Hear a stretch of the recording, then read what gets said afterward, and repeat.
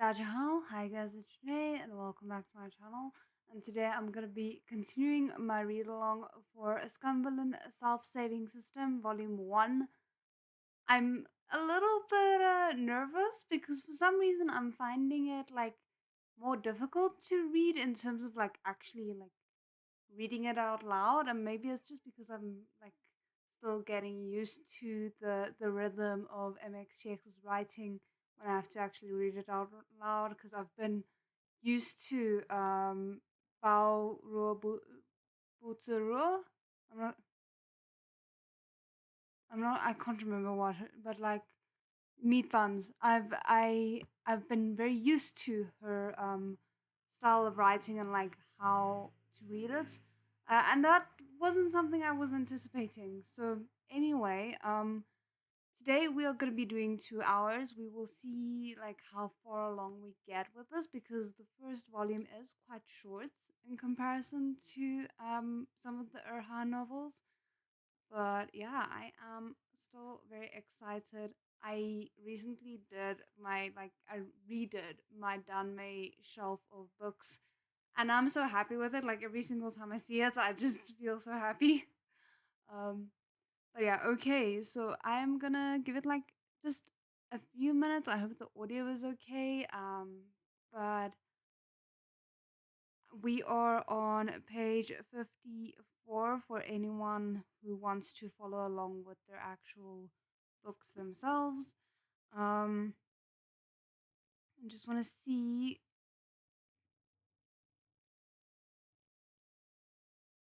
Okay, so they had started their trek out of the sect, and there wasn't enough horses, and there was a lot of oh, what am I gonna do? Because I don't want to be um bad to the protagonist, but also I kind of have to be, because otherwise I get OC. OOC, sorry. So yeah, anyway, with that said, I think we can more or less get started. I do have coffee here with me, and I'm gonna be taking a quick break at on the hour. I think would be a good thing. Um to just stretch my legs, get more sustenance, and then we will be back. And I do have to apologize because I just realized that I haven't changed the I'll be back thing to something Scum Villian related. It's still Urha, but I will fix that come the next live. So anyway, with all of that said, let's get started. As expected, he held Ning Ying Ying excited. Sorry. As expected, he beheld Ning Ying Ying excitedly waving her hand. Allure, not enough horses? Come ride with me. She really does bring a lot of hatred down on Lo Bing He. So it's known, although this type of plot, wherein the downtrodden protagonist receives special attention from a beauty, is a satisfying trope often seen on Zhongdian literature, it is also the likeliest to incite the envy of others and subsequent persecution. In this moment, if Loving Her accepted Ning Ying Ying's suggestion, he could forget about getting any peace on this trip. Shen Qingque could no longer sit by and bear it. Ying Ying, don't make a fuss. Men and women mustn't be too intimate. No matter how close you are with your shidi, there ought to be limits. Ming Fan, we're dawdling. Why haven't we set out yet? Ming Fan, overjoyed, no doubt thinking Shizun and I are on the same page. He hastily urged the group to depart. Ying Ying Ying pouted but said nothing. That little skit over for now, Shen Qingque let his mind wander from it and turned to silently reading the files spread out on his system desk. This trip wasn't to commemorate the first plotline, to take them down the mountain. It was, most importantly, concerned with the beginner level quest that would determine whether he could unfreeze the OOC function. Shen Qingque couldn't afford to treat it with anything but the utmost seriousness. The file described the location, a small city several tens of kilometers away from Changchong mountain sect. Recently, a number of murders had occurred within. Already, 9 people were dead. Every victim shared a common fate. The skin on their bodies had been completely meticulously peeled off from head to toe. Ugh, that's not great. And with perfect precision, as if the skin had never been attached to the deceased body at all. It was enough to horrify anyone. Therefore, the murderer had come to be known as the Skinner Demon. The Skinner Demon's chosen victims were all young, beautiful women. Therefore, in Shenghu City, every family with daughters, wives, or concubines shut and locked their doors the moment night fell. Despite this, they had been unable to stop the Skinner Demon from coming and going as it pleased. A succession of 9 horrible deaths, yet the officials had no idea what to do. The city's people were in a state of panic. There were even rumors that it was the work of ghosts. Otherwise, how could the culprit come and go without a trace? Several influential families had met together and at last decided to send someone to Tangchung mountain sect to plead for assistance from the immortal cultivators. Shen Qingque had already read the information multiple times, but no matter how many times he read it, it wasn't the least bit helpful. The hell is a Skinner demon? Never heard of it. Is this a newly added plotline or a hidden one? Is it dangerous? Is it strong? Am I even going to be able to deal with it? This isn't what we agreed to. In response to these questions, the system said, "What isn't? You were once a novel reader. Novels are a type of artistic creation, and any artistic creation, there are always decisions that must be made and things that must be left out. Now that you've become part of this world, you naturally have to experience everything yourself, regardless of importance. You must follow every plot line to the very end, even ones omitted from the original work." I can't help but wonder if it's gonna become like an important part of the new work once he's through with the novel. Shen Qingque had no say in any of it. As such, he diligently trained for numerous days, single-mindedly seeking to make his ability second nature, lest he croak at the hands of some no-name monster before he even had the chance to die beneath the male lead's feet, like a general passing away before his first victory. Lo Binghe was still outside, so no at no moment what? So at no moment okay. So at no moment did Shen Qingque dare to relax his vigil, keeping an eye out for an untoward activity. At the same time, he rummaged through the carriage interior. Every comfort one could imagine was on hand. Shen Qingque managed to dredge up 5 or 6 different tea sets, and he was speechless at the sight of them.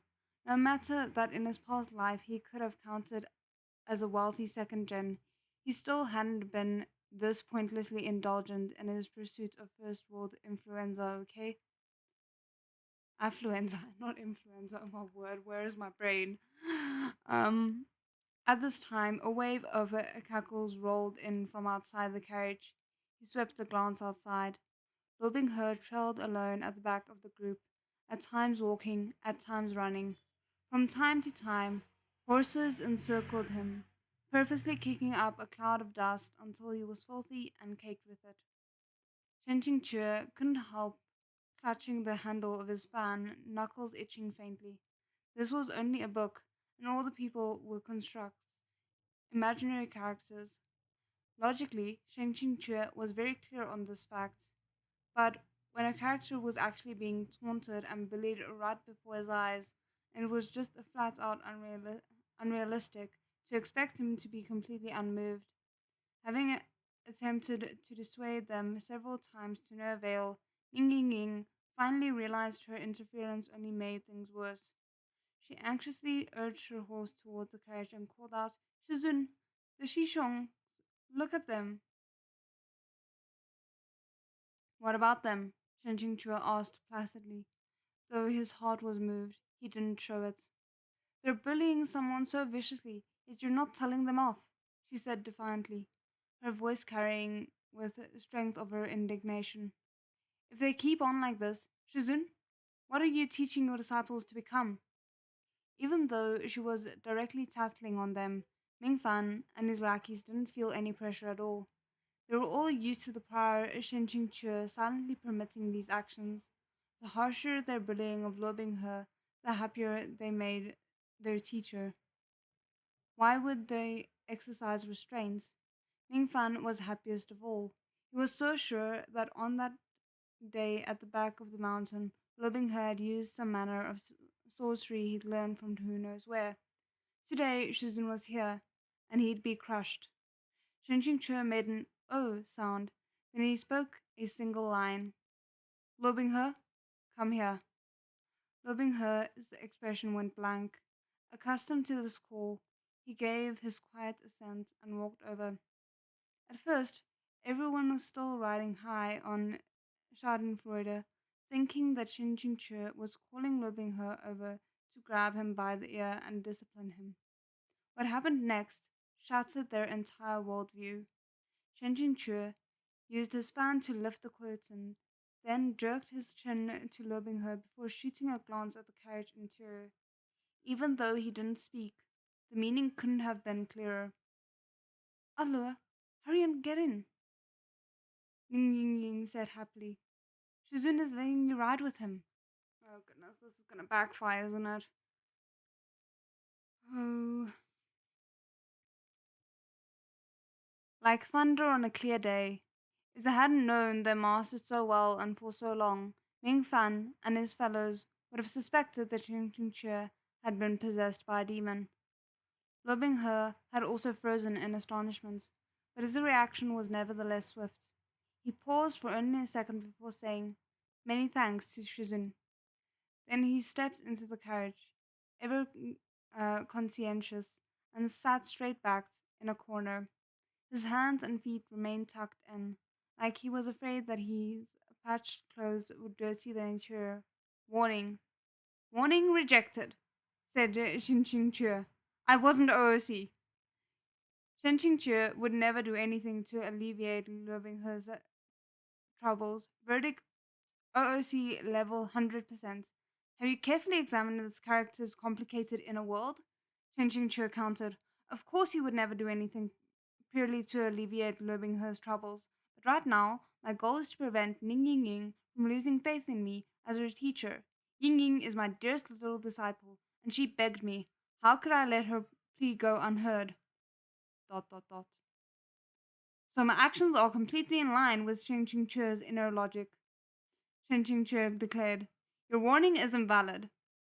During their exchange over the last couple of days, Shen Qingqie had gradually figured out a handful of the system's quirks. It had rules, but these rules were not rigid. As that was the case, there was a bit of leeway for bargaining. As he'd hoped, for the time being, the system couldn't think of an argument to enforce its deduction. I love that. Oh my word. Okay. Riding high on the delight of victory in the first battle, Shen Qingque couldn't help but laugh. However, Shen Qingque had in that moment been quietly sitting in the carriage, seemingly meditating with his eyes closed and in trance. When Lovingher suddenly heard him laugh, he couldn't resist stealing a glance at him. To tell the truth, it would be a lie to say that Lovingher wasn't surprised. Even though he'd always revered Shen Qingque, he had no illusions about how his master treated and looked at him. At first, he thought that if Shen Qingque asked him to get in the carriage, there must be something even more terrible waiting for him within, and he had mentally prepared himself for it. He hadn't expected Shen Qingque to not bother with him at all, instead focusing only on himself as he began to meditate. Livingher thought for a moment. It seemed to him that he had never been this close to his teacher before, and that he had never had an opportunity to carefully examine Ching Ching Chui like this. Appearance wise, he couldn't complain about him. Perhaps Shen Ching Chui couldn't qualify as supremely beautiful, but he was certainly good looking, and you wouldn't tire of looking at him. Damn, how beautiful do you have to be for that not to be considered like supremely beautiful? That seems extreme.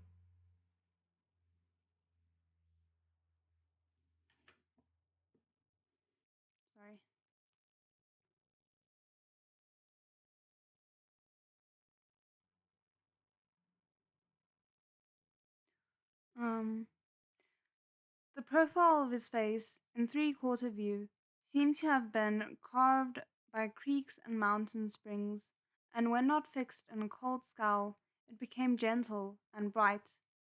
As soon as Sheng Chingchur opened his eyes, he found Lobinghe staring at him. He saw a glimpse of the future Lobinghe's unique grace, that of eyes like cold stars, a soft and radiant smile, with muted words and quiet laughter. Lobinghe had been caught red-handed, and right as he was struck, lost lost at what to do, Sheng Chingchur smiled at him. Oh goodness, you're gonna lose points. Oh wow, this is the most beautiful art. Look at it, look at it, look at it. That is so gorgeous. Absolutely stunning. The smile was purely unconscious, but Lobinghe felt like he'd been pricked by a small, fine thorn. He quickly averted his gaze and became increasingly awkward, unsure of what he was feeling. Very soon, Sheng Qingche couldn't bring himself to smile anymore.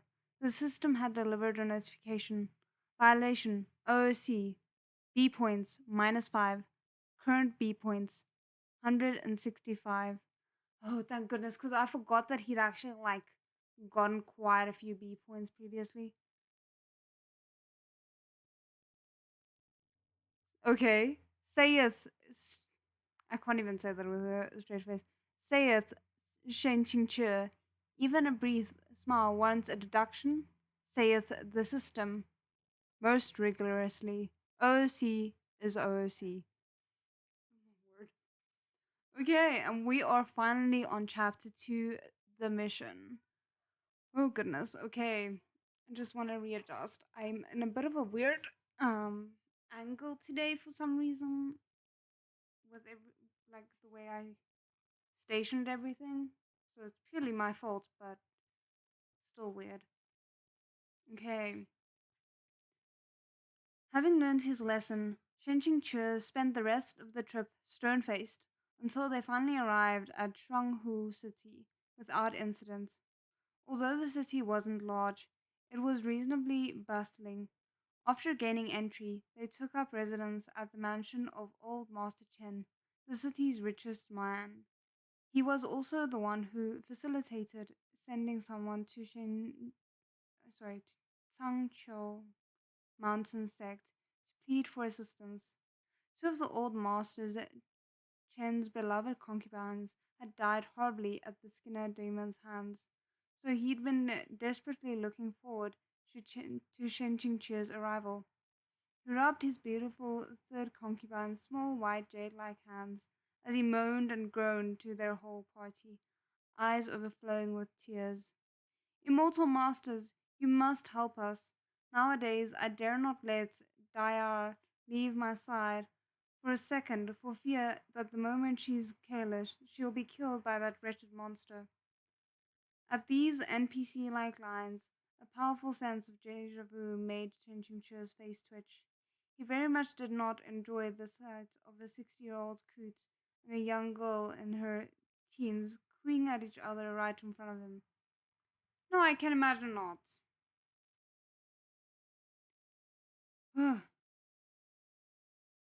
Luckily, Shen Qingque retained the divine air of a lofty master. After this perfunctory meeting, he aloofly took his leave to his room, leaving Ming Fan to make small talk with old Master Chen. Certain privileges came with simply being a master. No matter how aloof you are, no one dared say anything. In fact, the more aloof, the more respectful the gazes that trailed after you. Soon, Ning Ying Ying knocked and entered. Shizun, Ying Ying wants to go and walk around the market, she said sweetly. Would Shizun like to keep me company? Speaking truthfully, no man would dislike being so prettily cajoled by a young girl. When she entered, Shin Jingche had his back facing her, but upon hearing her plea, his heart half melted. He steeled the remaining half and glanced back with the air of one looking up from a book, the essence of a cold and detached intellectual, and said blandly, "If Ying wants to go and walk around, she may ask several Shishongs or Shidis to accompany her. This master still has things to do before confronting the Skinner demon." Who else would she ask to keep her company? How could Shen Qingque not know? At the same time, how could he not want to go out and play? Up until now, he'd been hunkering down inside Qingjing Peak's bamboo house, forced to fake being an awesome master of arts and literature, meaning everything he did had to be done blandly, blandly speaking, blandly laughing, blandly practicing the sword, blandly being a poser, bland to the point that he often had the urge to scatter a handful of salt over his head. What a damn pain. I love that expression. Oh my goodness. I just want to check something. Um,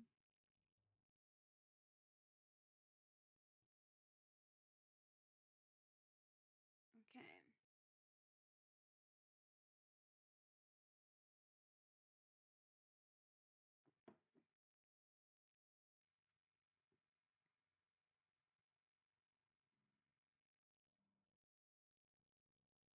Mm, I think I just lost my place.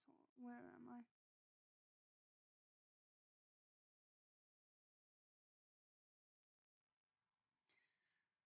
And now he finally got a break to take a trip down the mountain. He was still trapped in his room because of the system's stance that the original Sheng Qingque liked quiet and would be unwilling to mingle. Sheng Qingque didn't even want to pretend to meditate, so he lay on the bed, just pretending to be dead. I mean, that's one way to do it, I suppose. Shortly before sunset, Ming Fan entered the room to deliver a report. Finally, someone had come to talk to him, to keep him company. Shen Qingchu couldn't help but want to weep for joy. Every perk belonged to the male lead, every loneliness to the cannon fodder. Accompanying young girls to view colored lanterns and such, none of that was for their lot. "This disciple has closely examined the corpse," said Ming Fan, with a solemn expression. He presented the items in his hand. Shang Qingque took a closer look. They were two stacks of yellow talismans, written upon with cinnabar ink. The paper had blackened to a shade akin to necrosis. You used, to, you used these talismans to access the corpses for demonic energy? He asked. Shizun's eyes see all. This disciple used these talismans in two locations. The first at the swell near the grave of a victim who had been buried, the second beside a yet unburied corpse still at the coroner's. If even the grave soil was this saturated with demonic energy, then that confirmed that the Skinner demon was undoubtedly of the demon race. Finally, Shen Qingque knew what they faced. He cleared his throat, which made his following humph sound even colder. They dared to harm the lives of people within 100 kilometers of Tangchong Mountain. Since these demonic lowlifes came to our door, they can't blame our disciples for enacting justice on behalf of the heavens. Listen, he really didn't want to say this corny line so full of hot air, but he'd have been OOC if he didn't. Oh my word, I love it. Ming Fan gazed at him reverentially. Shizun is wise. If Shizun took action, that demon would be taken care of in one strike, ridding the people of evil. Shen Qingque could say nothing. It seemed this master disciple duo was right in the mold of "You reign, I'll worship," a most joyous union. To tell the truth, Shen Qingque was extremely satisfied with Ming Fan as a disciple. Even though he was a rich young master and spoiled rotten, he was never even a little arrogant in front of his teacher. Instead, he was absolutely obedient and incredibly respectful. A man could never dislike being worshipped like a god. I mean, Ming Fan had also single handedly handled the travel preparations from arrangements of food to lodging. If his IQ hadn't inevitably plummeted whenever he laid eyes on the protagonist, transforming him into a schoolyard bully capable of any misdeed, he would also be a promising young sprout. I have to say, like, I do give MXX props for that because it's nice to see him not just being like that one dimensional, no, like cannon fodder bully character. He actually is quite a good student, as Shin Teacher says. He's just like the priorities are not great.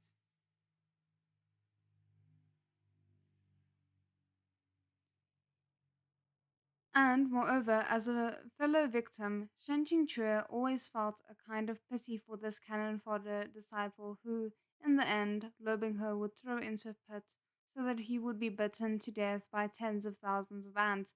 Oh damn, that does not sound pleasant at all. This trip down from the mountain is for the sake of your training. Unless at a last resort, this master will not assist you. Mingfan, as the most senior disciple, you must design careful strategies, lest you let the demon harm your fellow disciples. Yes, this disciple has already devised a tactical formation.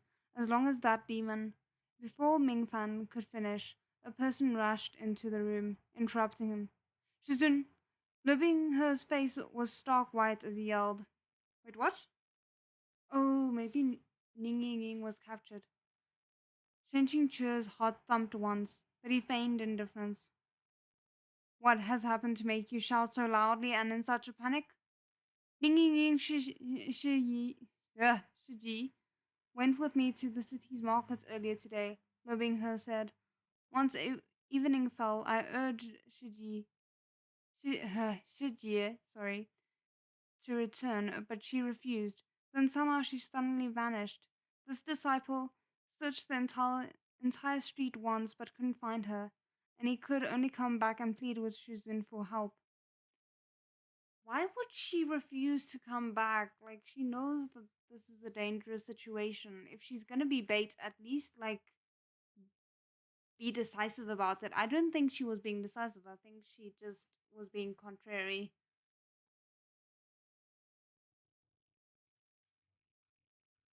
Um,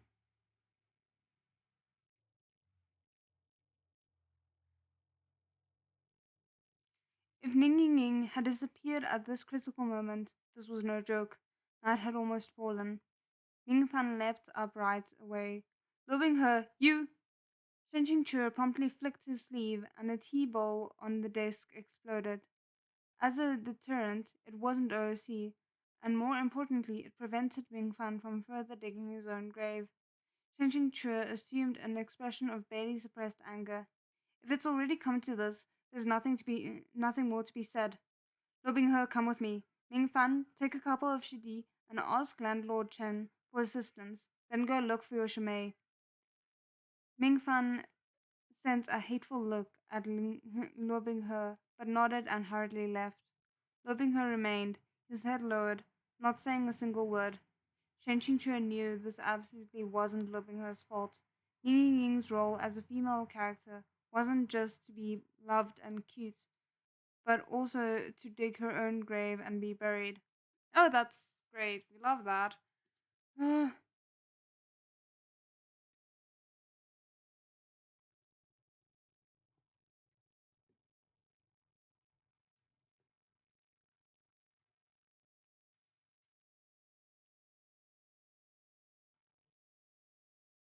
In the original work, the number of plot twists caused by her sudden disappearances, blunders, or other messes had allowed airplane shooting towards the sky to drag out the plot for hundreds of chapters. That sounds exhausting, not gonna lie. At times, Shin Chua had been rather impressed with Lo Binghe's fortitude when it came to accepting her members. Okay. Never refusing anyone, daring to accept even the most troublesome of women, and he did this without being screwed over or killed. Shen Chua could only say that, as expected, The brilliant protagonist truly was overwhelmingly cool, awesome, insane, and badass. Oh my word, am I really gonna. With a private part longer than the heavens. Oh my word. Oh my goodness. I was not expecting that to be part of the sentence.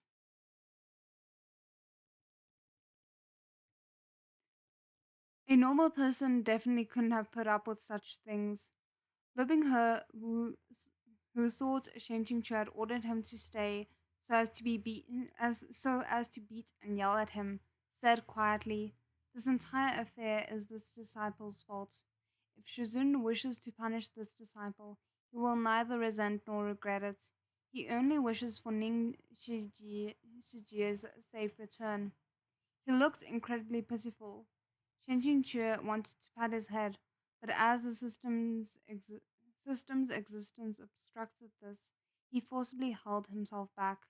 "Come," he said coldly, "take me to the place where your Shijie vanished." Loving her and Ning Ying Ying had lost each other at the most bustling corner of the market. Shen Qingque closed his eyes, and he sensed a barely perceptible thread of demonic energy. He followed that thread, which seemed like it would at any moment fray or snap, until he opened his eyes again and found that he stood at the doors of a cosmetic shop. Shen Qingque stared at it silently. Could it be that the murderer worked here? Would it be that easy? However, upon entering the cosmetic shop, the thread of demonic energy snapped, dissipating completely. Perhaps the murderer wasn't hiding in the shop and had just come at some point recently. If they had patronized a cosmetic shop, was the Skinner demon a woman? I mean, if it's all women that are being skinned, I could very much believe that the demon is like wearing the different um, women's skin to retain their youth or something like that. Sounds gross, but I mean, sounds potentially plausible as well.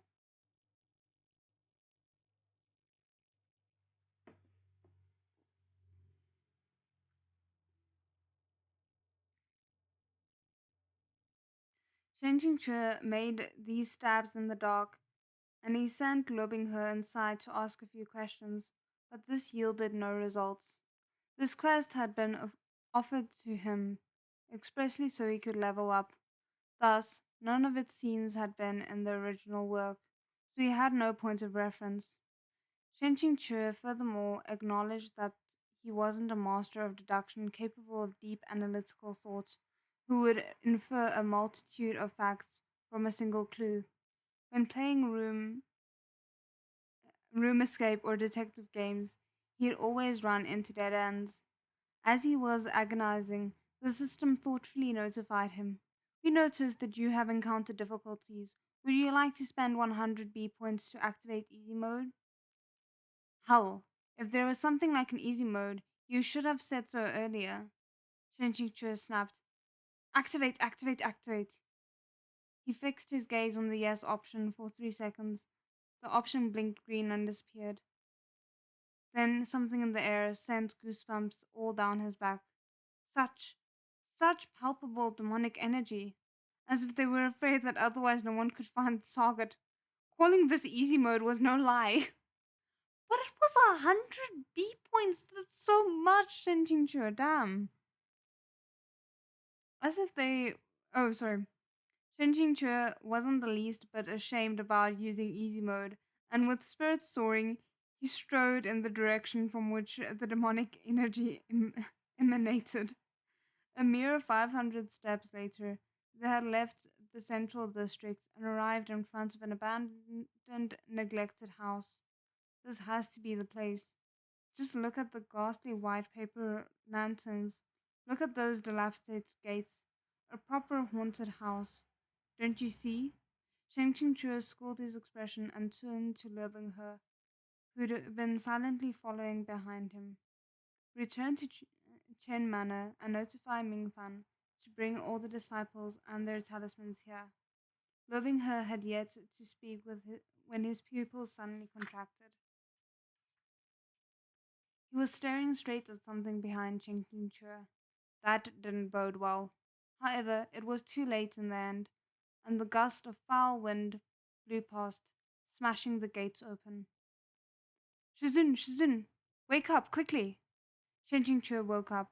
Upon opening his eyes, he saw Lu Binghe opposite him, looking awfully distressed, arms and torso bound. As Shen Chua aroused himself, Lu Binghe heaved a sigh of relief, eyes brightening. Shizun, Shizun, Ning Ying echoed.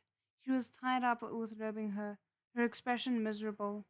Shen Chua was a little dizzy, and he had no idea if whatever crap the demon had sprayed on them had any side effects. He was in a foul mood. This easy mode was straightforward to the point of mercilessness. It had delivered him straight into the boss's mouth.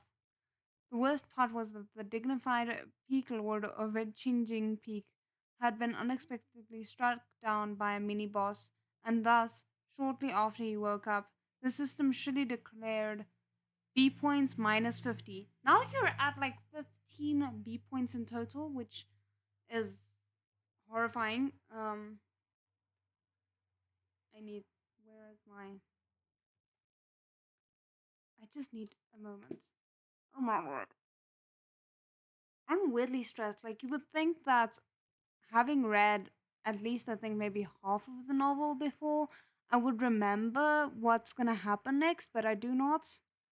And also, I've watched the show. I've watched the first season that aired of this, and I still can't remember anything. So yay, my very bad memory apparently.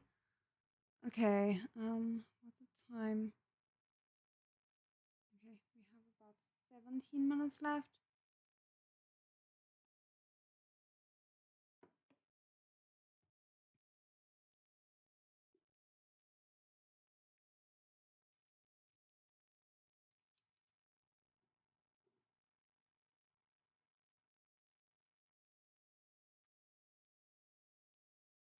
He just spent 100 B points to activate easy mode, and now in a flash he'd lost another 50. How could he not be distressed? The original Shang Chu's skill at facing down demons should have made this quest as easy as killing a chicken with a knife. Shamefully, the knife had failed to even hit the chicken. In seconds, Shen Chu discovered something that made his mood even worse. His body felt a little strange. He was chilly, and he had a slight headache, a slight ache of, ah, sorry, and he had a slight ache all over. Upon lowering his head, he almost couldn't stop a hell from leaving his mouth. He'd been stripped naked. Only his upper half had been stripped naked, but that was already horrifying enough. Okay, well, that's something at least. Regardless of everything else, Chua was still a peak lord. This appearance, with his upper half stark naked, his lower half wearing only a pair of pants and white shoes, and his forelimbs bound tightly with a thin rope as he lay sprawled on the floor. What was this? He looked exactly like a tender, pretty boy caught in bed during an illicit act. Okay. No wonder the system had deducted 50 points straight off the bat. It was deserved. Even taking him to zero would have served him right. Shinjincho's face went from red to white and back. He wanted to dig a hole in the ground with his sword and bury himself for a while, but his sword had disappeared without a trace. Of course, Loving Her looked both worried and a little embarrassed. He definitely assumed that having seen Shen Qingque in such a sorry state, he would inevitably suffer more vicious retaliation once they got back. Shizun, you finally woke up. Ying Ying Ying sobbed. Ying Ying is so scared. Scared? If you're scared, then don't go running off whenever you feel like it, young lady. Shen Qingque gave up. At this time, an unsettling chuckle came from behind him. A tall, dark silhouette emerged from the pitch blackness. The great Tangqiong mountain, the great peak lord of Qingjing Peak. This is all you amount to? If the so-called greatest sect in the world is full of your sort, the day the demon race conquers the human realm is just around the corner. This was followed by another bout of crazed laughter. The speaker's head and face were covered with a black veil, and their voice was hoarse and unpleasant, as if their throats had been ruined by opium smoke. Shen Chua squinted. The Skinner Demon? That's right. That's me. I'm the Skinner Demon. How wonderful that the illustrious Shuya sword has fallen into my hands today. Shen Chua, Shen Chua. Even if you think until your wits give out, you won't be able to guess my identity. Why wouldn't I be able to guess? asked asked Shen Chua. The Skinner Demon said nothing. You're Dayar, aren't you? The Skinner Demon said nothing again, as they lifted their veil. Then she snapped in irritation. Impossible! How did you guess? Shenqingqie was speechless. Did she think he was blind? That he couldn't tell from a figure? Men love to look at bodies first before faces, okay? With the curvy bust and bottom, oh my word, this is so weird to read, plus that tiny waist in between, she could only be a woman. Also, the room's furnishings smelled rich, and you couldn't find that just anywhere. Of course, he knew that they'd been transported back to Chen Manor, and while Chen Manor had many women in residence, he'd only seen a couple and only been introduced to Dayar. So if he had to guess, of course he could only guess Dayar. He didn't know anyone else's names. How could he guess them?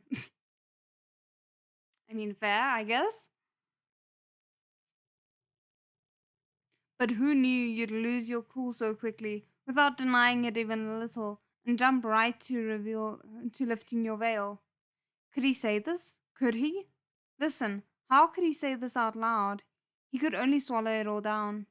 Dar, or to be clear, the Skinner demon, quickly adjusted her posture and donned the face of old Master Chen's beloved concubine, thusly recovering from that infinitely tender, stunning, and delightful smile. Not bad. It was indeed me. But Chin Chua, even if you guessed until your wits gave out, you couldn't possibly imagine why a weak and delicate woman like me would be the culprit, right? Ching Chua straightened, struggling to assume a posture that was more natural, less rule violating. Bosses traditionally receive time to monologue. How could he not offer this courtesy? Dara didn't need his encouragement, and continued unprompted. The Skinner demon comes and goes without a trace, not because I can fly through the skies or disappear into earth, but rather because every time I finish killing a person, I change into their skin. By wearing these women's skins and imitating their behavior, I can blend into the crowd with none the wiser and search for my next target. That's not right, said Shen Qingque. Dara's expression darkened. What's not right? Suppose every time you killed a person, you changed skins. For instance, when you killed Dara and wore a skin, you became Dara. But Dara's skinned corpse would still be there. Wouldn't someone find it strange that there are two Daras? Although, if he thought about it for a moment, he understood. It wasn't like this world would have DNA identification. After skinning someone, all you had left was a messy lump of bloody flesh. Oh, thank you for that lovely image.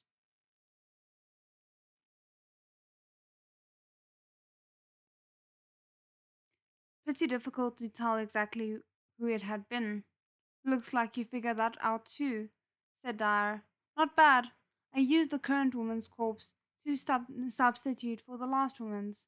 For example, when I killed Dyer, I was wearing um, Xiangar's skin, so everyone at the time thought Xiangar was still alive. After I donned Dyar's skin, I disguised Dyar's corpse to look like Xiangar's before it was found. This villain's professional integrity was really impressive. Not only had she exposed her inner thoughts and feelings, she'd also explained her methods and line of criminal reasoning in detail, offering examples, providing personal experiences. Dara was more diligent throughout than a college entrance exam cramming school teacher. Oh my goodness. The similes are just out of this world. I kind of love it. Loving her had been silently listening the entire time, his eyes glittering with a trace of anger. His juvenile sense of justice had been stirred by this perverse demon's cruel actions. Meanwhile, Ning Ying Ying's head was spinning from all the xiangs and dies. She couldn't understand it at all, but she didn't dare interrupt. After a certain amount of time, you always change the skins. Is it all whim, or do you have to? Asked Shin Ching Chur. Dara sneered. You think I'll tell you? You've already told me plenty, all right, sis? Or is it bro? What's one more? Dara walked towards where Ning Ying Ying and Lo Bing He were bound together. Lo Bing He remained calm, but Ning Ying Ying screamed, Demon, don't come near! Shizun, save me! Dara chuckled. Your master has been bound with my immortal binding cable. Spiritual energy can no longer flow anywhere in his body. He can't hope to protect himself. How could he save you? Ah, that explained it. Shang Chua had been secretly attempting to gather his spiritual power, but it seemed to be obstructed. It didn't feel nearly as plentiful as it usually did.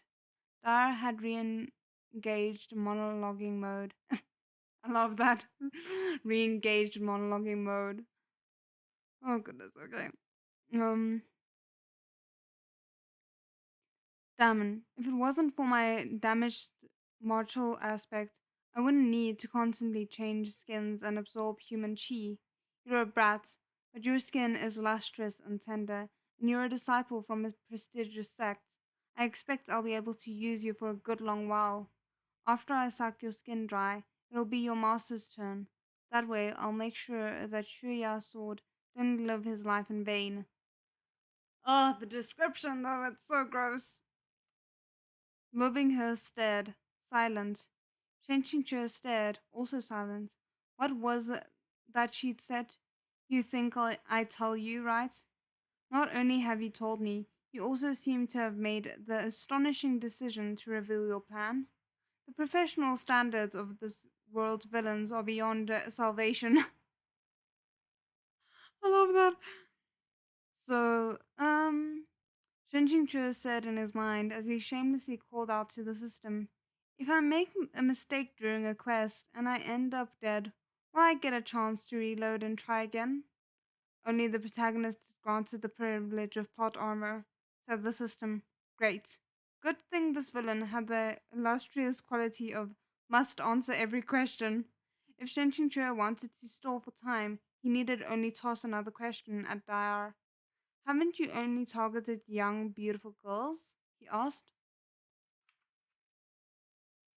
I never said I only pick young, beautiful girls. As long as they are good looking and their skin is fine and smooth, I'll take anyone. It's just that most of the time a man's skin isn't as good as a woman's, and the skin of the elderly is never as good as that of the youthful. As expected, Clara chatted on and on. Then suddenly her eyes flashed green with envy as her expression grew yearning as she began to run her hands, painting painted with scarlet nail dye, over Shen Qingque's upper body. However, cultivators really are different. Even though you're a man, your skin is so glossy and smooth. It's been so long since I've had my male skin. As he was felt up by those searching hands, Sinching Chua broke out in goosebumps, though he strove to give the air of the spotless and untouchable. Parts of him was disgusted, but another part of him was sympathetic. Honestly, this demon was quite pitiful. It sounded like Dara had originally been a man, but they had to keep using the skin of women due to their condition. After such a long time, of course, that would make you a little twisted. I can't believe this man is being sympathetic towards a demon. That is impressive.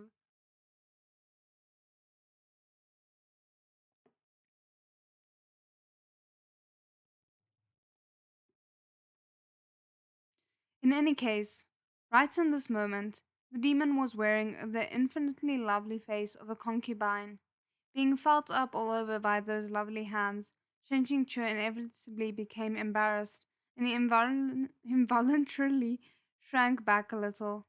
This vision, that moment, struck Luobing her to his core. Until now, he'd only ever seen Shen Chu's aloof and remote attitude, his derisive expression. But here and now, a faint, uncontrollable red flush formed on that face, and the way those eyes darted away. Also, Shen Chu's upper body was completely bare but for the thin yet unbreakable immortal binding cable, and the red marks it left, and for Shen Chu's long, dishevelled, jet black hair, neither of which concealed anything. Lobingher's chest was burning with a convoluted emotion that was impossible to describe.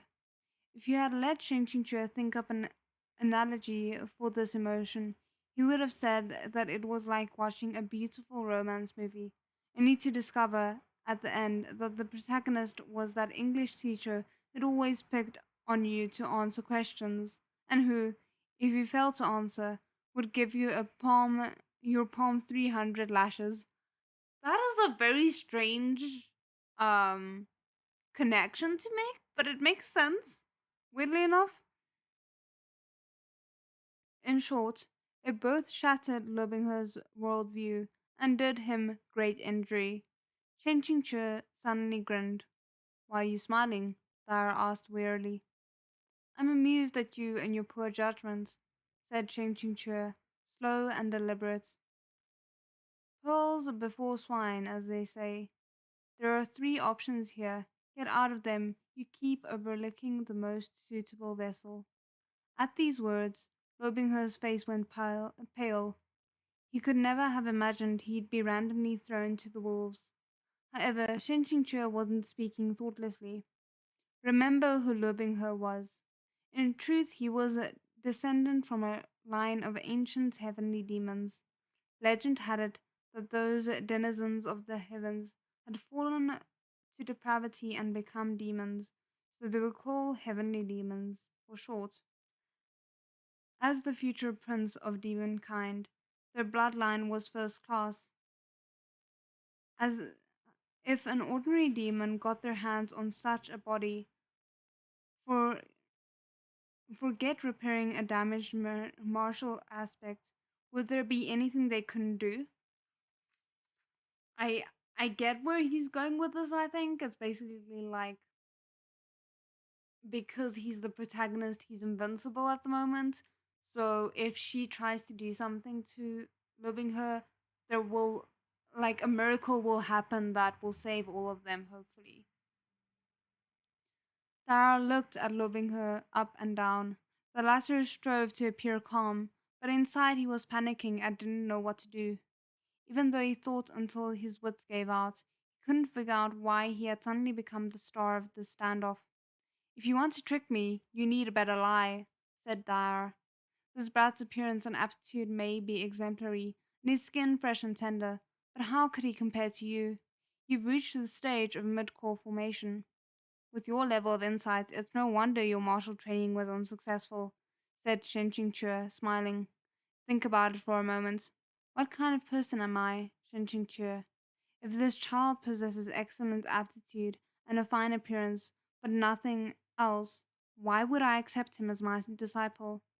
If I only wanted a disciple with excellent aptitude, could I not have my pick of the talents who fight to enter Tangchong mountain sect every year? Though naturally, my thought process cannot be explained to outsiders. Dara wavered.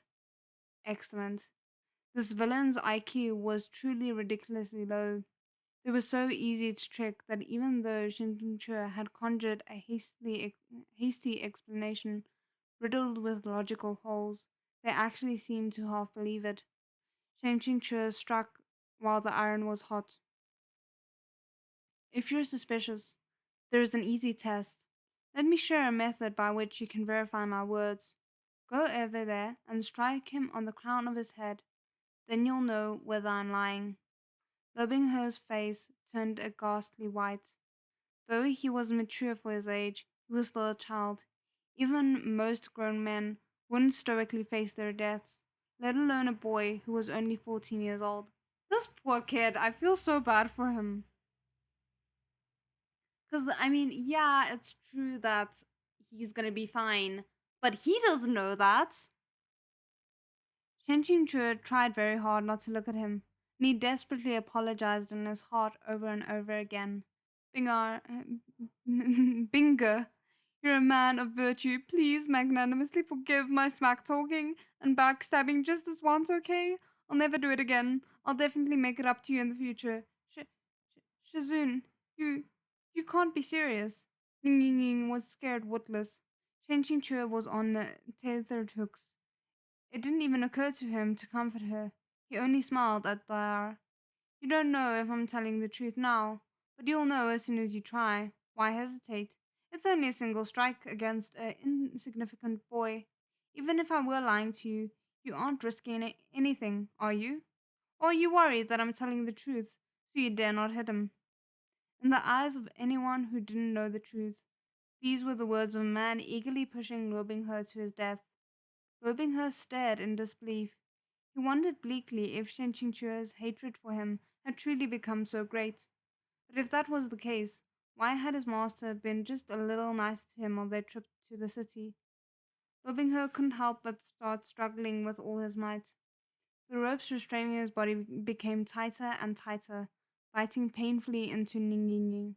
But she didn't dare even breathe loudly and just quietly sobbed. Shenqingque's words and tone were powerfully persuasive. Dyer thought for a moment and decided at last that, true enough, they had already killed so many people. How could they be afraid to kill one more? They snorted. I want to see exactly what sort of foolish game you're playing. Let's just see what the time is. Okay, it's past time for me for my break, so I will be back at 13 past. And yeah, I'll see you guys in 10 minutes.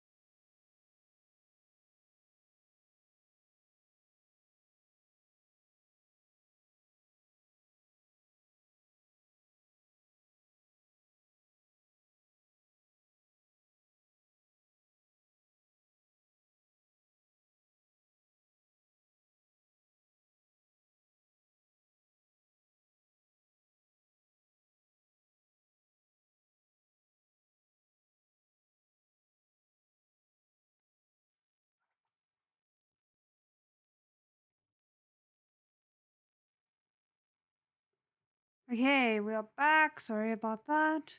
Um, okay.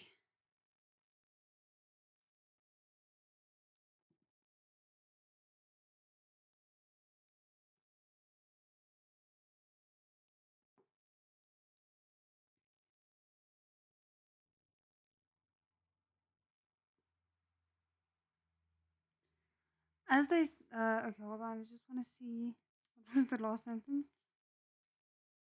Okay, what game you're playing? As they said this, they strode towards ribbing her and brought their palm down. It would be over in an instant. Shen Chu's pupils contracted. Right as the hour strike came down, by curious coincidence, a ceiling beam broke. If Shen Chu had still been reading Proud Immortal Demon Way, upon seeing this described, he definitely would have thrown down his cell phone and started screaming curses. The system had already declared it so. The one unbreakable, ironclad rule was that the protagonist could not die, meaning that as soon as the protagonist's life was threatened, a death flag would be triggered. Shinjincho purposefully goaded Dara into attacking, lobing her in order to take advantage of this rule. He just used someone else to do his dirty work. Admittedly, this was rather unscrupulous, but lobing her probably hadn't been in real danger, and if Shinjincho hadn't done this, he would have had to pay the price himself. In the long term, even if he threw lobing her under the bus this one time, there would be more chances to farm his favor in the future. However, to Great Master Airplane shooting towards the sky, what do you think of your reader's IQ? How could a ceiling beam suddenly snap in perfect, fine, splendid, and beautiful new mansion? Even if it was to let the protagonist escape with his life, this twist was still downright contrived. What's the difference between this and a third rate melodrama where the male and female leads are just about to marry when they're suddenly hit by a car and a tragic twist ending? Downvotes. I mean, if you're feeling that way, probably the system is going to punish you for this as well. The practically brand new ceiling beam fell straight down and just happened to coincidentally smash into Dar, smacking them flat onto the ground and rendering them unable to get up. The beam also coincidentally smashed into the pillar lobing her and Ning Ying were bound to, causing it to slant. Ning Ying had already fainted from shock, but after some struggling, lobing her's ropes had further coincidentally loosened. After the string of coincidences, Shen Qingque, who was still on the ground and bound by the immortal binding cable, watched as Lobinghe stared, unmoving, at the fallen Dar in a puzzled silence. Was this it? Just as Shen Qingque thought that, Dar overturned the ceiling beam and sprang up. Shen Qingque, she snarled. Sorry, they snarled, enraged. The schemers of Changchung Mountain are truly shameless and despicable. What sort of dirty trick did you just use to ambush me from behind like that? Shen Qingque was in fact completely innocent. This had nothing to do with him, really. If anything, the chief culprit was lobing her. So you really were lying to me, trying to draw my attention away so you could sneak attack me. Dara snapped, unforgiving. Otherwise, they would why would a perfectly good ceiling being come crashing down and just happens to smash into me? They also had the wits to notice the parts of the scene that were illogical, so the IQ wasn't beyond saving. Oh, word, sorry, I'm struggling to stop laughing. Chen Qingque was a little relieved. Lara sneered. You thought this would be enough to stop me? Keep dreaming. The immortal binding cable can only be cut by a mortal sword. You can forget about breaking it via any other means. I mean, thank you for giving us that answer. I just praised you and you goofed up again. Don't reveal how to free the enemy, dear. I love Shinting Cheer's inner dialogue. Also, did Dar think that no one could see where they'd put Shuya? They even specifically drew back their cloak to show its place on their hip and patted it. Shen Qingque couldn't contain his exasperation, and he took a chance to communicate a little with the system. I need to ask, are all villains in the world this mold?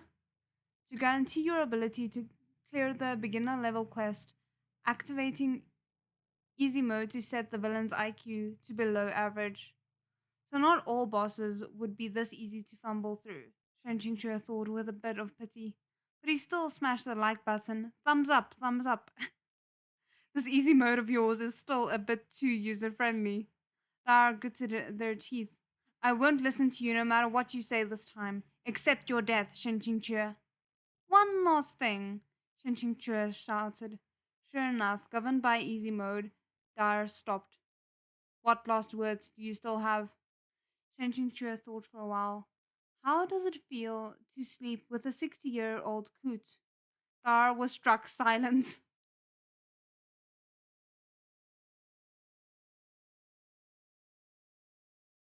Okay, I mean that's certainly a question. Um, oh my word. Dar was struck silent, but they were subsequently so enraged that their expression twisted, their entire body trembling. Loathing her took the chance to suddenly rush the demon from behind. He snatched Shuya from Dar's hip and drew the sword, filling the entire room with a pure white light.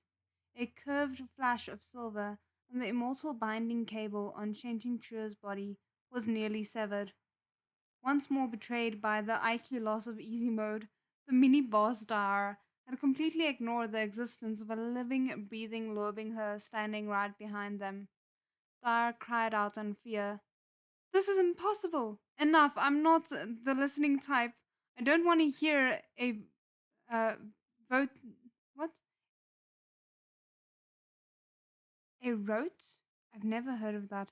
A rote analysis of the boss's true motives right before their death. The corner of Shen Qingque's mouth twitched, and he gathered all his spiritual power into his right hand, lashing out with a palm strike and smacking Dara in the chest. The demon flew back like a kite with a snapping string. This was the first time Shen Qingque had killed someone, but he didn't hold back, not even a little. First, because this was a book. Second, because this was a demon who'd killed countless people. And third, because if he didn't, he'd be the one who got killed. Shinjing Chua gazed down at the horrible state of Dar's four limbs twisted and broken, bleeding from seven facial apertures. He turned away, bombarding his own brain with a barrage of three reasons until they blocked out the scene of his mind. Striving to remain calm, he slowly stood and straightened, settling his heart and breathing, fixed his posture, and turned to Lo Her. This is your first time seeing someone eliminate demons and uphold justice, he said. Were you scared? Loving her still childish face was slightly pale. If you wish to uphold, you must eliminate, said Shen Qingque, composed. Loving her gritted his teeth. His voice quavered. Shizun, if this disciple may be bold as to ask, just now. When the second half of the sentence didn't arrive, Shen Qingque spoke. You want to ask if that ceiling beam hadn't suddenly come crashing down. What was this master's plan? Shen Jingque had no choice but to suffer in silence. He yearned to tell, loving her, don't worry, even if the ceiling beam hadn't collapsed, perhaps the wall would have. Even if the wall hadn't, perhaps the pillar would have. Long story short, you definitely wouldn't have died. The boss definitely would have, and that's all there is to it. But he couldn't speak these words, so he could only adopt an unpredictable air and evade the question by changing the subject. If you're asking this, are you blaming this master? Her shook his head. No, he said, his expression sincere. If this disciple could give up his life for Shizun, it would be an honor. Shen Jingqiu was shaken. This kid really was too much of a white lotus. Then this master will promise you in kind, he said after thinking for a moment and settling on properly ambiguous words.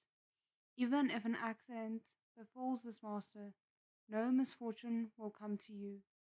This was an absolute truth. Even if Sheng Qingque died 100 times, 100 times, lobbing her, the protagonist with the impervious plot armor, would go on living in perfect health. On this matter, I speak nothing but the truth. His voice resounded as he said this, his expression confident and collected, without the slightest hint of falsehood. When Luo Binghe heard these words, it was as if his life force had been ignited. The sunflower that had begun to wilt revived, full of renewed vigor. Holding Shuya in both hands, Luo Binghe lifted the blade until it was even with his brows and presented it to Luo Binghe. Sorry, damn it, to Shen Qingchu. Shizun, your sword. Why am I struggling suddenly? I'm forward. Your sword. Your sword. Oops. Okay, just give me a second. Oh my word.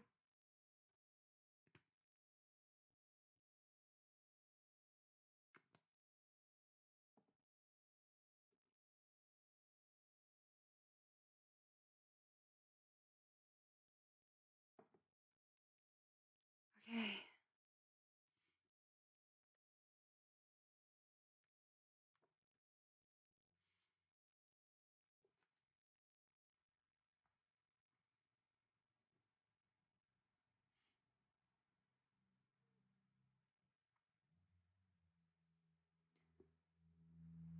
Shen Qingchu grasped Shuya, taking it from him.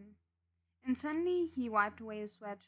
For now, this child was way too easy to dupe.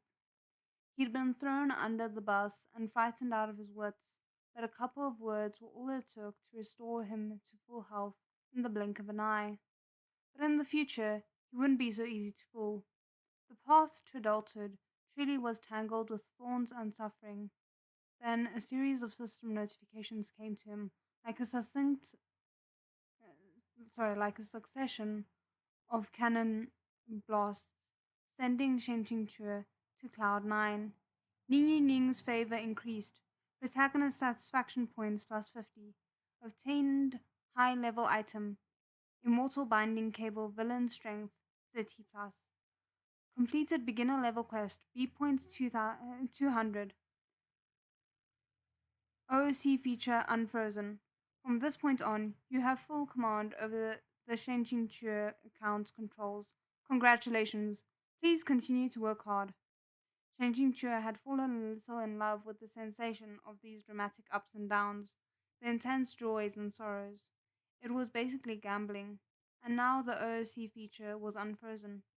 From this point on, he could finally carry out the great and glorious task of clinging to the male lead's thighs. I love how that is his only aspiration in life at this point. Upon retrieving the Tangchung Mountain, upon returning to Tangchung Mountain, the first thing Shen Qingque did was ascend Chongding Peak, which was safeguarded by the sect leader, and report his work to Yue Xingyan.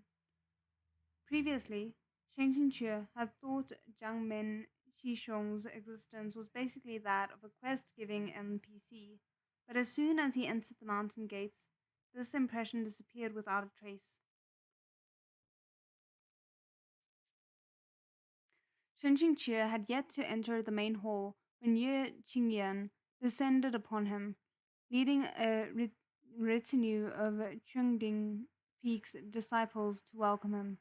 They had just come face to face and smiled at each other, and hadn't yet said anything, when Yue Qingyan's right hand grasped Shen Qingque's wrist. Shen Qingque was instantly surprised.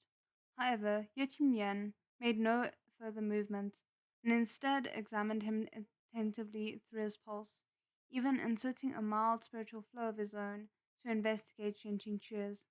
He realized then that Yue Qingyan was only inspecting his spiritual circulation, and he relaxed. After a moment, Yue Qingyan let go. He smiled and walked with Shen Qingque into the main hall. How was the training?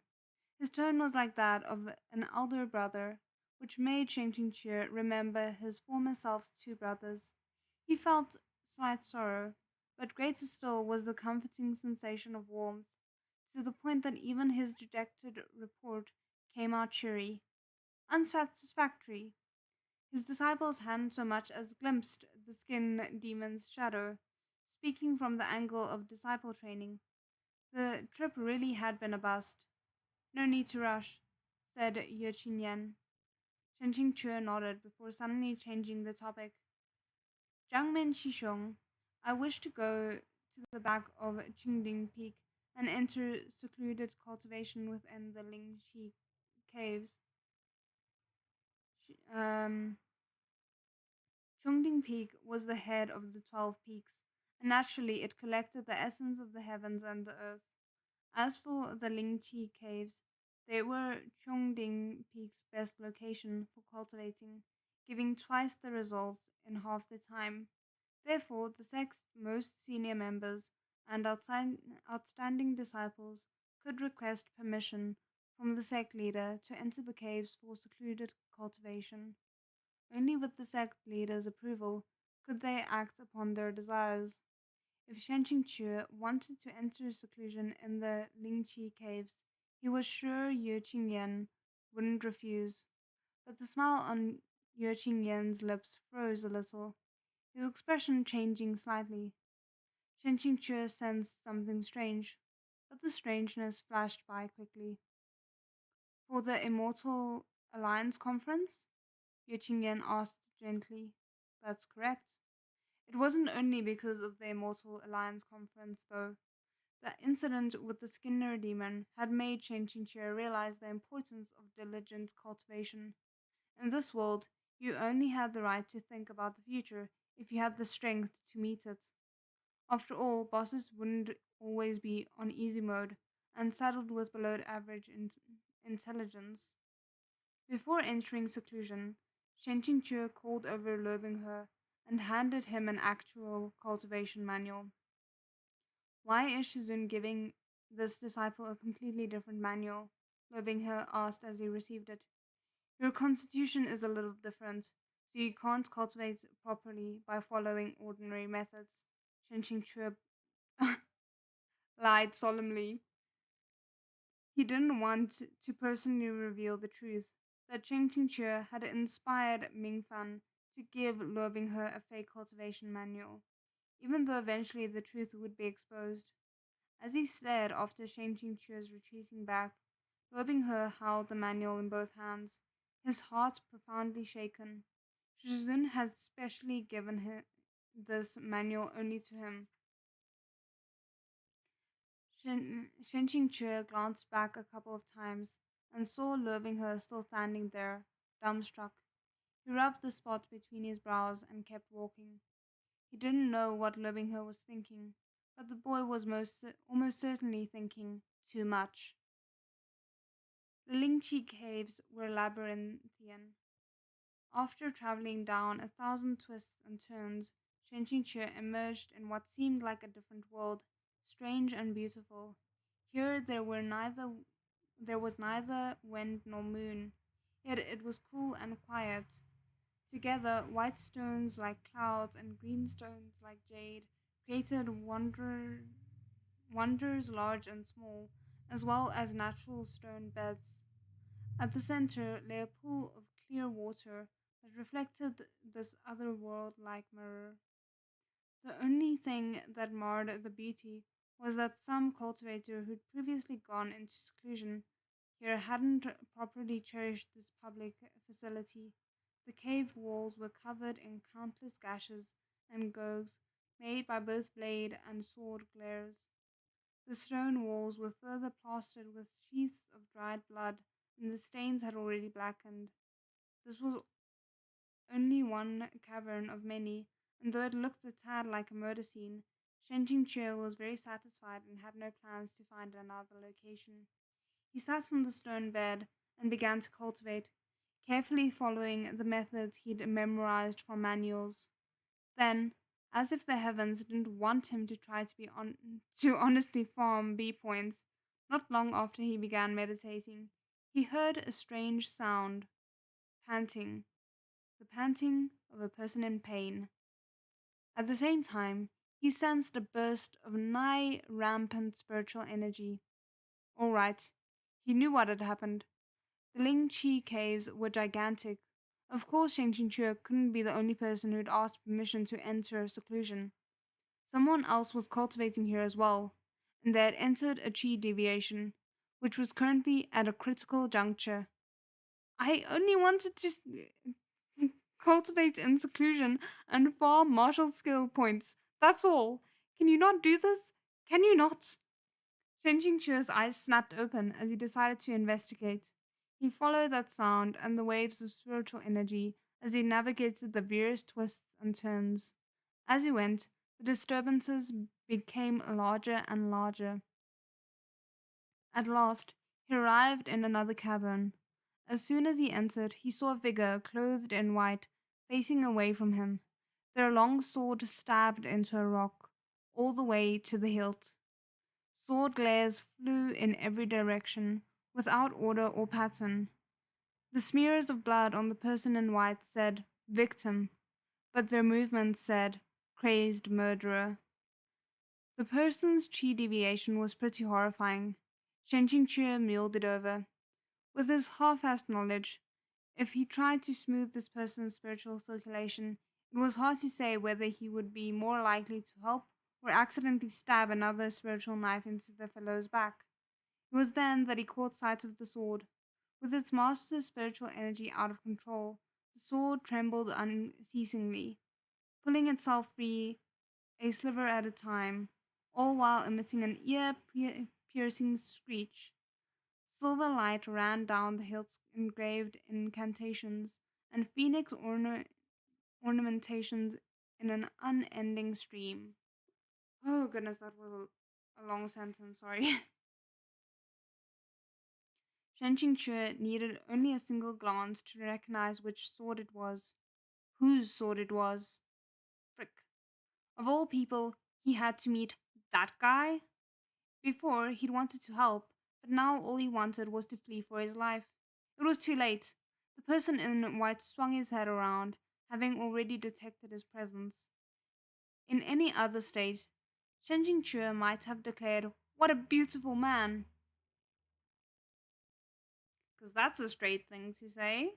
I mean, it could be, but also side eye.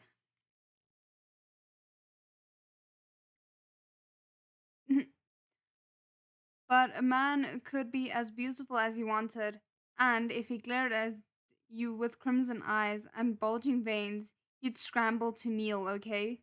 Shen Qingque fled with a flick of his sleeves, but the man slapped the stone wall and sent rubble flying. The long sword finally broke free of the rock, and it shot through the air to stop before Shen Qingque's eyes, blocking his path. He barely managed to break in time. He had only been running even a little had he been running even a little faster, he would have been beheaded. In the next instant, the white-clad man rushed him, his eyes devoid of reason. Shen Qingque knew it was too late to run, and he could only steel himself and meet the fight head-on. He drew spiritual energy into his right hand, putting everything into this one blow. He struck the man's chest. If this person really was the man the rumors painted him to be, with enough martial prowess to take on the protagonist's OP abilities, this hit would be damn near useless. Not only damn near useless, Shen Qingque might be the one sent flying 10 meters back while coughing up fresh blood or something. However, it wasn't useless, and the one sent flying a meter back while coughing up blood wasn't Shen Qingque, but the other guy. Shen Qingque raised his right hand while staring at this person he'd knocked flat. To think he was already this badass even without making effort to fake it? In truth, while those who entered chi deviation were terrifying when berserk, they were also terribly fragile.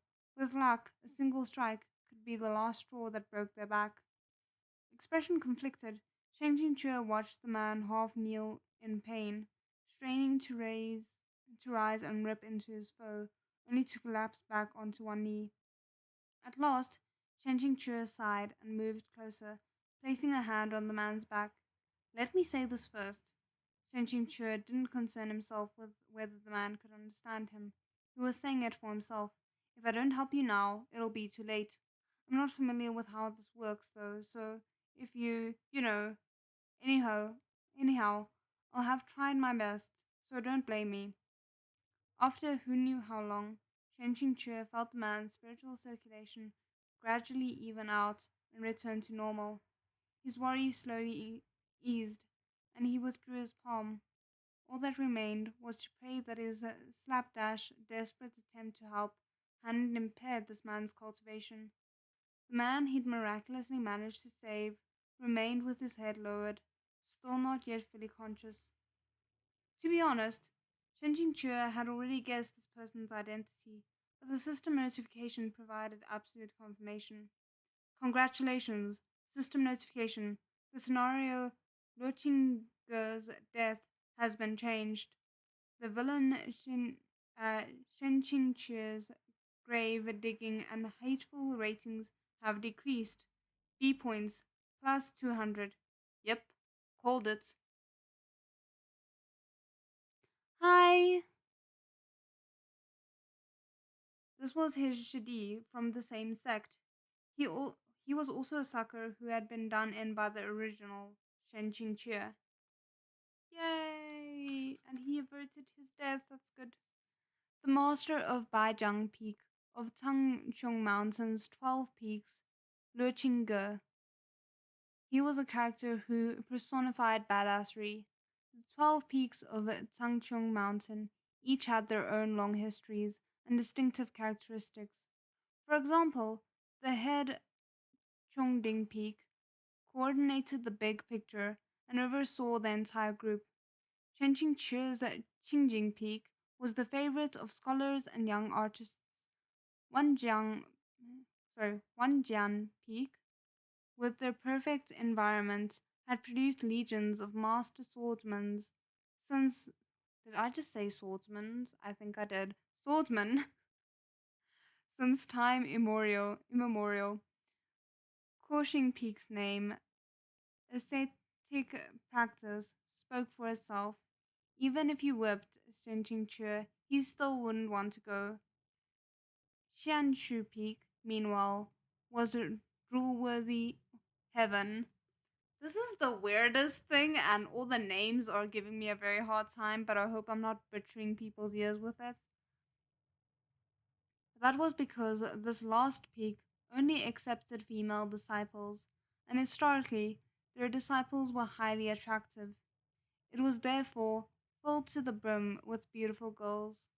There'd be no shortage of lewd fan works written by perverted readers, blossoming in mass like flowers. Of these, a tyrannical Shanshu fell in love with me, and my days sleeping around on Shanshu Peak had been particularly outstanding, filled with grade school level writing and erotic scenes with no bottom line. Oh my word. The circulation and impact of these fanfics had been enormous, to the point that their popularity compared to that of the original work. Oh wow, okay. But out of all the peaks, the one youth loved the most, revered the most, and were the wildest about joining was definitely Luqingge's Baijian Peak. It was the most warlike of Tancheong Mountain's branches, as well as the branch with the greatest martial ability. Every single generation's Baijian Peak lord was a world-class swordsman, a victor of countless battles, an undefeated legend. How hot-blooded, how dashing. Male readers always fervently admired strong characters. Even though Luo Qingge never officially debuted on page, he hadn't lacked for fans, and Shen Yun had been especially fascinated with him. In his headcanon, Luo Qingge had been a sharp and manly man, powerful and magnificent, a war god, right? Shen Qingque looked down at that face, as beautiful as a fine woman's, and his dreams shattered and died. The fantasies he'd always held destroyed. How could the invincible Baijan Peak Lord look like his spiritual antithesis? This was clearly the face of a charming young master who arranged flowers and plucked farewell willow branches. With this appearance, you've totally betrayed the headcanon of your martial prowess fanatics. Then again, it made sense. Luo Qingge was the older brother of the number one true female lead, the peerless beauty Luo Mingyan.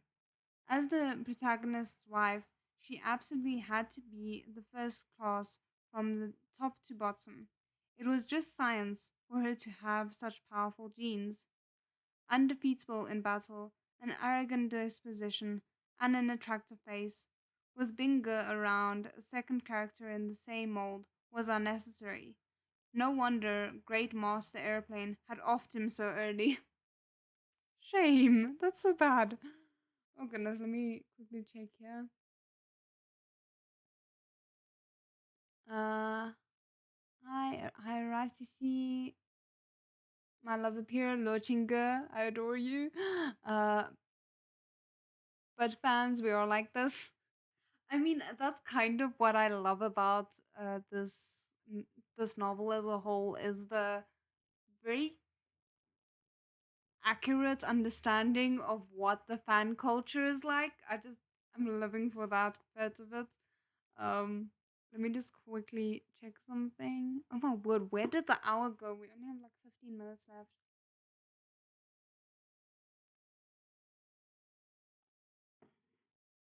Okay.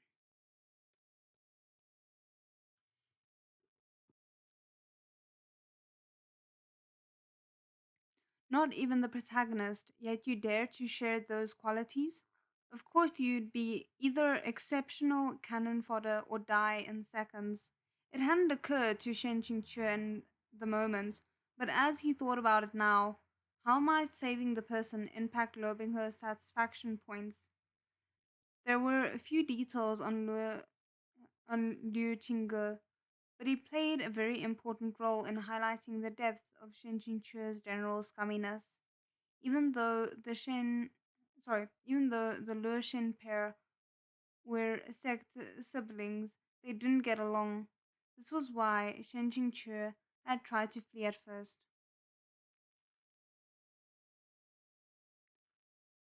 Already unable to see eye to eye on a normal day, throwing Liu Qingge into a chi deviation was just asking him to either chase down and hack Shen Qingque to death, or, like in the original work, to have Shen Qingque sabotage and kill him instead. Though no one knew why their hatred ran so deep, it was a sure fact that the original Shen Qingque had been Luo Qingge's murderer.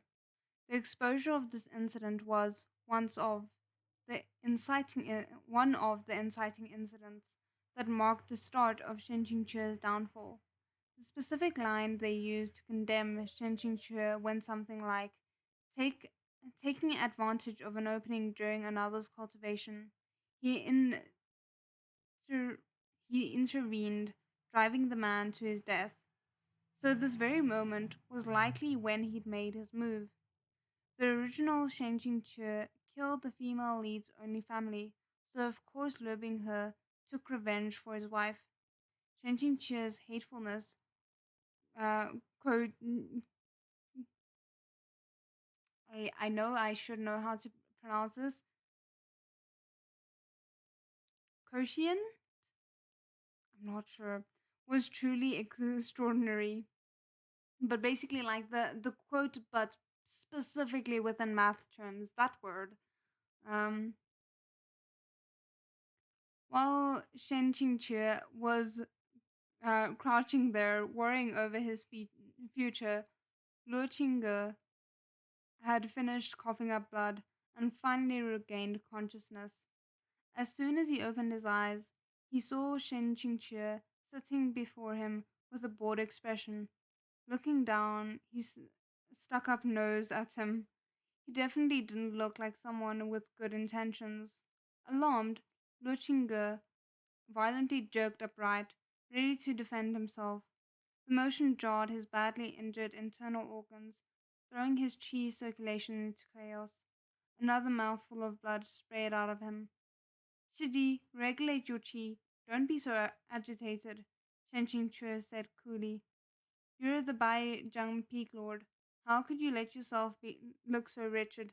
Here, wipe yourself off. He passed Luo Qingge a handkerchief. Luo Qingge coughed up more blood. Shen, what the hell are you planning now? Ooh, wow, this art is so beautiful. Look at it, look at it, look at it. It is gorgeous. I love that.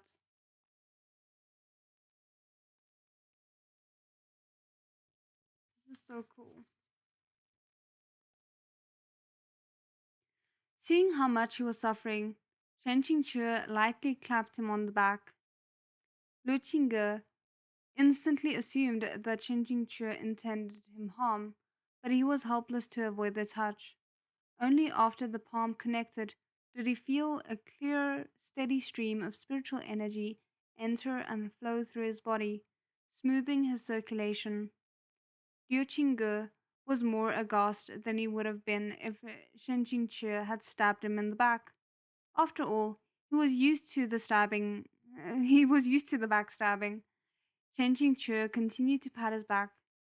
Liu Shidi, to tell you the truth, lately Xiong has been in seclusion, and he's come to realize many things, he said earnestly. Seeing you at death's door, a beauty fading, dying so young, it's brought back so many memories. Xiong is deeply ashamed and filled with regret. Liu Qingge began to hack up blood even more profusely. Oh my word! Okay. From this point on, how about we leave our disagreements behind us and move forward hand in hand as a pair of model sect siblings, full of the affection due to fellow sect members, Shen Qingque suggested, tactfully expressing his goodwill. How do you feel about this, Shidi? Um, that that sounds a bit fake. I know you fully mean it well, but it sounds a bit fake.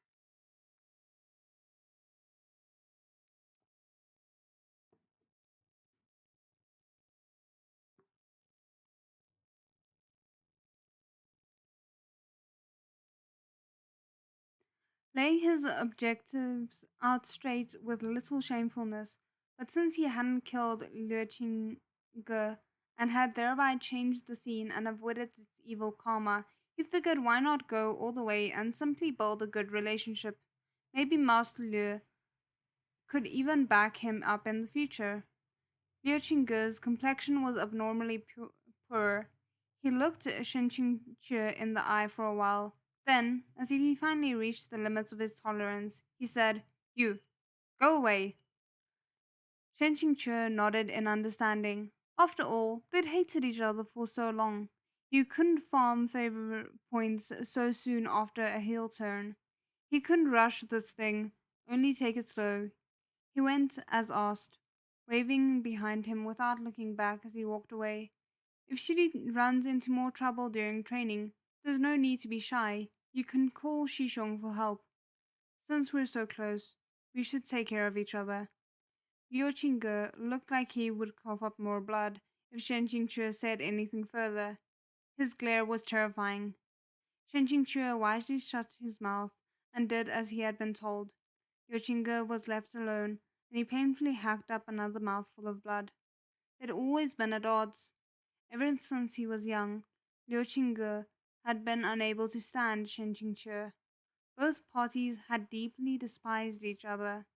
It wasn't the type of vitriol you'd seen when a belligerent but happy couple fought and argued, but the type where one wrong word could escalate into violence, even to the point of trying to kill each other. The fact that Shen Qingque hadn't kicked him while he was down was inconceivable in itself, but to go as far as to help even save him? But the reality was right before him. Liu Qingge's face couldn't help twisting. He wasn't able to remember what had happened after the moment he lost control, But now his spiritual circulation was smooth. He couldn't have straightened it out himself during his frenzy. He must have had outside assistance. Could Shen Qingqi really have helped him?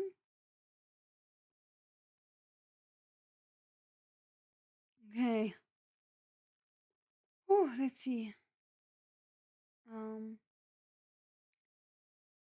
Shenjie, let's be friends. Lurchinge blood. Basically, yes. Basically, exactly that. Oh, goodness.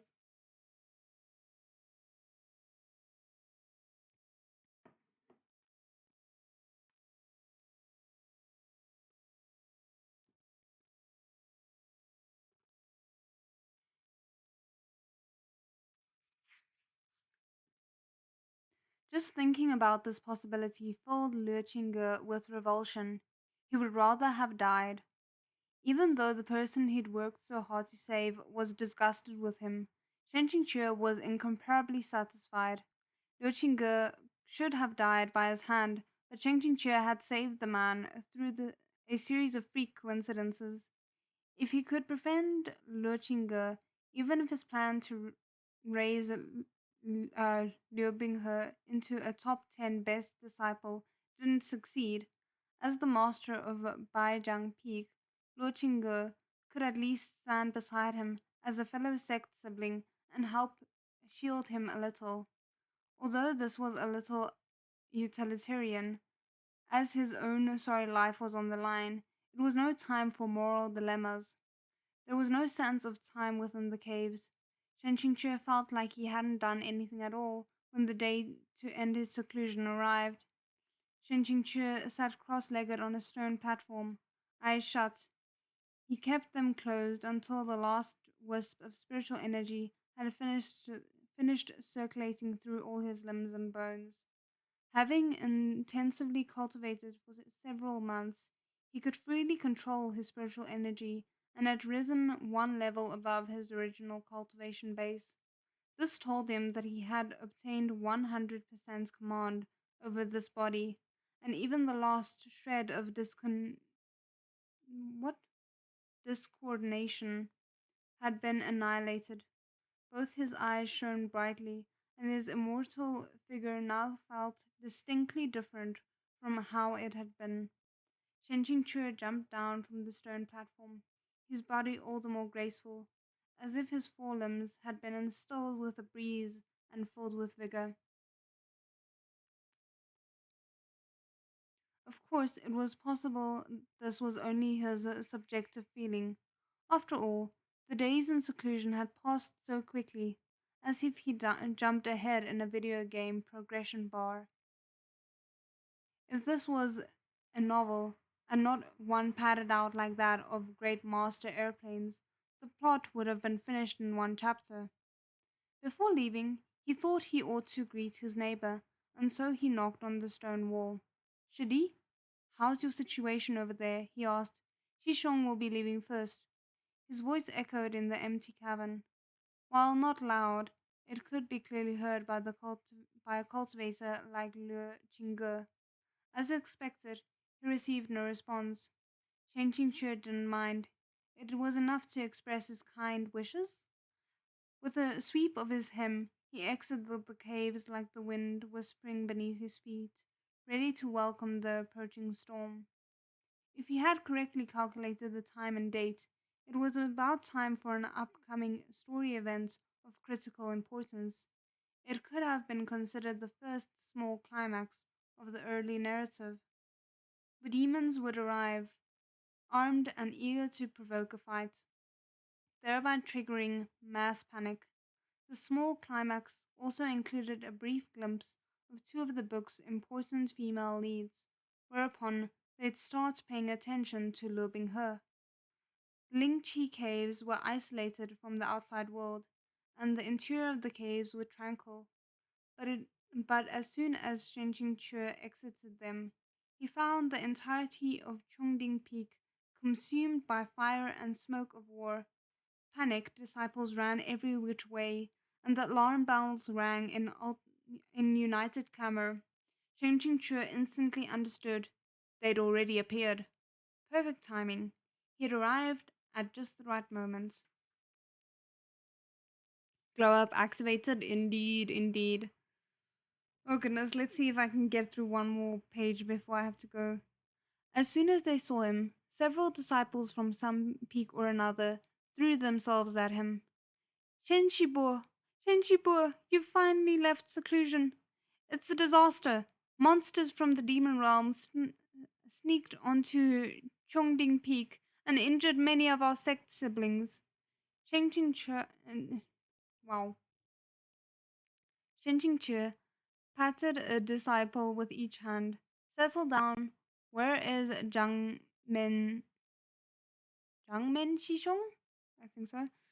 Zhang Men Qing, Zhang Men Shibo left the mountain on important business, Disciple A said tearfully. Otherwise, how else could those monstrous demons have used this chance to invade? Those monstrous demons are truly despicable, Disciple B said furiously. Not only did they take advantage of our vulnerability to invade, they also severed the Rainbow Bridge's connections to the 12 peaks and set up some strange barrier. Now Chongding Peak is completely unable to receive support from the other peaks. Cheng Ching knew all of this. He was just asking while passing through. As of now, he had gone through cultivation training, and on top of that, had experienced punching Lobing and kicking Lobing sorry, and kicking Liu Qingge. Eep.